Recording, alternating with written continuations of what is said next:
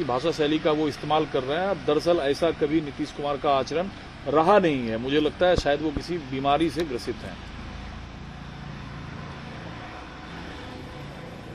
जातिगत जनगणना के नतीजे आने के बाद जिस तरह से नीतीश कुमार जी की लोकप्रियता में इजाफा हुआ है, उनकी स्वीकार्यता बढ़ी है, वो भारतीय जनता पार्टी और उनके मित्र संगठनों को रास नहीं आ रही है।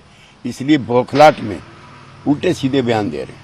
लेकिन सच्चाई की सौम्यता और सभ्य भाषा शैली के जनक नीतीश जी रहे हैं। वो कभी उग्र नहीं होते हैं, कभी तल्ख भाषा का इस्तेमाल नहीं करते हैं। जातिगत जनगणना जैसे संवेदनशील सवालों पर जो समाज के 90% के आसपास लोगों को प्रभावित कर रही हो, ऐसे पर जब विरोध की प्रक्रिया शुरू होती है तो नाराजगी बड़ी स्वाभाविक है। भारत को बनना विश्व गुरु, पुलिस इंस्पेक्टर जब 4 साल की बच्ची के साथ रेप कर दे तो फिर वो विश्व गुरु बनने की जो ख्वाहिश है उसे धक्का पहुंचता है। मैं इस प्रकार की सभी विभत्स और बर्बर घटनाओं की निंदा करता हूं और भी सख्त कानून इनके लिए होने चाहिए और जिस क्षेत्र में ये कांड हों उसके अधिकारी को तुरंत नौकरी से बर्खास्त किया जाना चाहिए। अब राज्यपाल के बीच तल्खियां काफी बड़ी है। सुप्रीम कोर्ट ने कहा है कि जो पंजाब के राज्यपाल कर रहे हैं वो आग से खेलने के बराबर है। विधेयकों में देरी करना, उसे मंजूरी नहीं देना।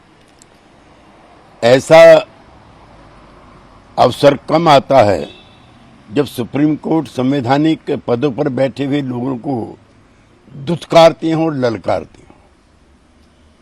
राज्यपाल केंद्र के प्रतिनिधि कम और गुमास्ते बनकर के रह गए। सर, आपके गठबंधन ने कहा कि एथिक्स कमेटी में महिला प्रतिनिधि होने के नाते जो भाषा इस्तेमाल किया गया पूछताछ में वो गलत था। लेकिन अब निशिकांत दुबे का कहना है कि इंडिया अलायंस के लोगों ने ही महुआ मोइत्रा मतलब द्रौपदी का चीरहरण किया है। श्री निशिकांत दुबे भारतीय जनता पार्टी की तरफ से गलत विकेट पर बैटिंग कर रहे हैं।